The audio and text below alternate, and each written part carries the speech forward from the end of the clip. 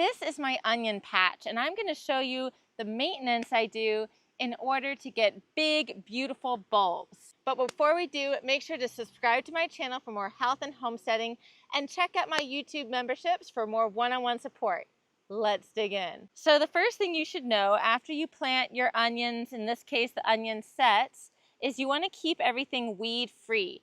And the reason for that is because weeds, especially grasses, are nitrogen stealers. They are going to pull nitrogen from your onion plants. And so it's very important throughout the season to keep your plants well mulched and also remove weeds. The bulbs are the root of the plant, and that's what we want to get nice and big, and that's only going to happen with a lot of nitrogen. And that brings me to rule number 2, which is fertilize your onions. I have different methods for fertilizing. I like to use a biodynamic living fertilizer that I've mentioned in one of my other videos, so check that out. But also, coffee grinds are great for onions because coffee grinds are pure nitrogen. Now, we've already added some of these coffee grinds after brewing to the base, and we can do this as often as weekly. Whenever we have them, we'll just save them up inside and then bring them here to put around the base of the plants. The next thing that we need to do is remove the flowers, and I just started noticing some of these onions are starting to flower.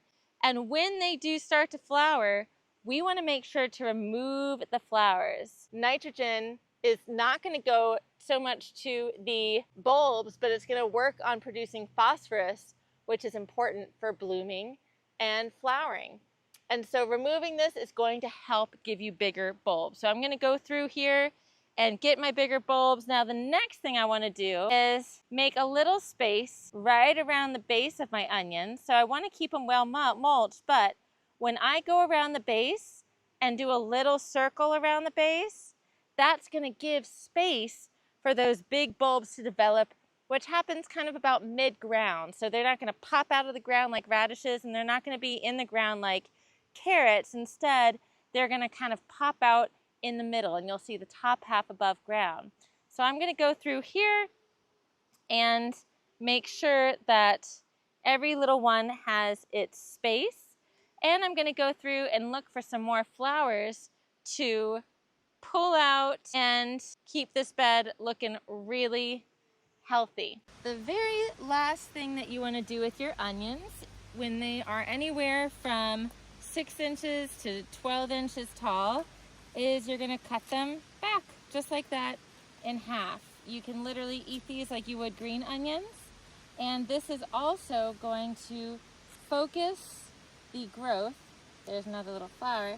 Focus the growth into larger bulbs. So I actually did an experiment the very first year to test this hypothesis, and I didn't do one bed and I did the other, and it definitely turned out where half, or the bed that I cut, just like I'm doing now, gave me bigger onions than the ones that I didn't. So I'm going to go through and finish topping off all the tops of these onions.